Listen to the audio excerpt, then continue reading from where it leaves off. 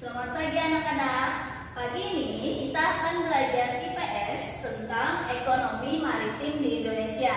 Nah, bagaimana? Apakah kalian sudah siap menyimak penjelasan Ibu pada pagi hari ini? Kita langsung saja ya. Nah, sekarang Ibu jelaskan ya tentang ekonomi maritim di Indonesia.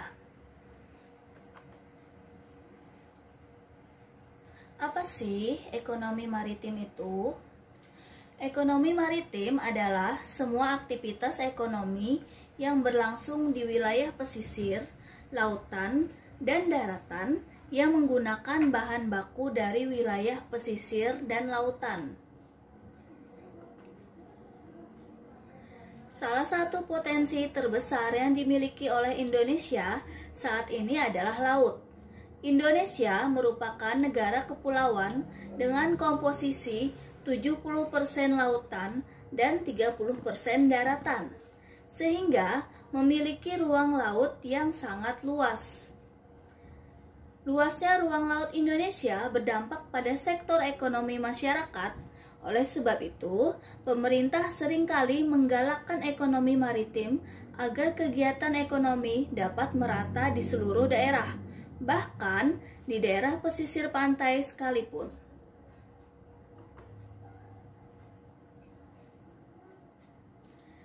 Nah, beberapa sektor yang ada di dalam lingkup ekonomi maritim di Indonesia yaitu yang pertama adalah sektor pelayaran, yang kedua sektor perikanan, yang ketiga sektor wisata bahari. Sekarang kita langsung membahas ya tentang sektor pelayaran. Industri pelayaran nasional saat ini dalam kondisi belum begitu baik. Ditinjau dari segi daya saing, pangsa muatan armada kapal nasional masih tergolong rendah. Industri galangan kapal yang sebenarnya sangat strategis karena mempunyai rantai hulu hilir yang panjang, hingga saat ini belum berkembang. Nah, sistem pelabuhan saat ini hanya berperan sebagai cabang atau ranting dari Singapura atau pelabuhan luar negeri lainnya. Pelayanannya juga masih belum efisien dan belum produktif. Daya saing sumber daya manusianya juga di sektor pelayaran masih relatif rendah. Nah, upaya mengembangkan ekonomi maritim di sektor pelayaran yaitu dengan cara memperbaiki fasilitas angkut seperti kapal di Indonesia, serta dapat melakukan peningkatan sistem dari pelabuhan yang berada di Indonesia dan meningkatkan sumber daya manusia di bidang pelayaran. Nah, yang kedua yaitu tentang sektor perikanan. Potensi sektor perikanan Indonesia sangat besar dan sepantasnya Indonesia menjadi negara industri perikanan terbesar di Asia. Namun demikian, kontribusi sektor perikanan terhadap pendapatan nasional masih rendah. Pertambahan kawasan budidaya perikanan pun masih sangat kurang. Jadi, upaya untuk mengembangkan ekonomi maritim di sektor perikanan yaitu dapat dilakukan dengan cara meningkatkan gerakan dari memakan ikan setiap harinya sehingga ikan akan menjadi komoditas utama.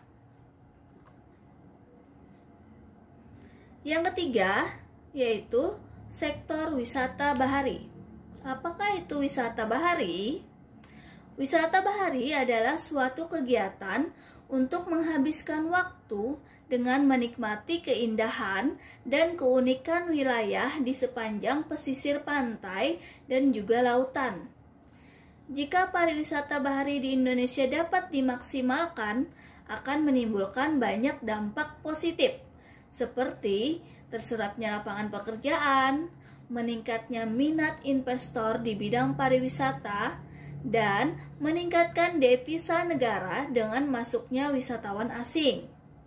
Nah, di sini ada beberapa contoh pariwisata bahari, yaitu Kepulauan Raja Ampat ada di Papua Barat, Kepulauan Seribu ada di DKI Jakarta, Kepulauan Wakatobi ada di Sulawesi Tengah, Kepulauan Derawan ada di Kalimantan Timur, Pulau Komodo ada di Nusa Tenggara Timur, dan lain-lain. Kemudian, upaya untuk mengembangkan ekonomi maritim di sektor wisata bahari yaitu dapat dilakukan dengan mengembangkan tempat wisata yang belum dikenal oleh masyarakat luas.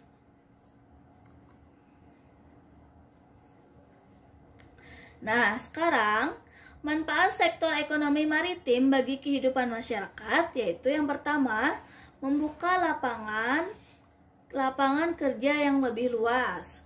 Kemudian yang kedua, mempercepat pertumbuhan ekonomi pada daerah tersebut.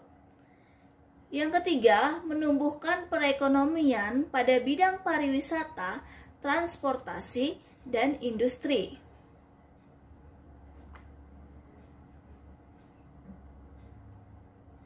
Sekarang, Ibu akan memberikan tugas untuk kalian. Soal yang pertama yaitu, apakah yang dimaksud dengan ekonomi maritim? Yang kedua, tuliskan upaya mengembangkan ekonomi maritim di sektor pelayaran. Soal yang ketiga, tuliskan upaya mengembangkan ekonomi maritim di sektor perikanan. Soal nomor 4, apakah yang dimaksud dengan wisata bahari? Soal nomor 5, tuliskan 3 contoh pariwisata bahari yang kamu ketahui. Nah, bagaimana? Apakah kalian sudah memahami penjelasan Ibu pada pagi hari ini? Semoga kalian bisa menjawab soal-soal dari Ibu dengan mudah ya. Terima kasih.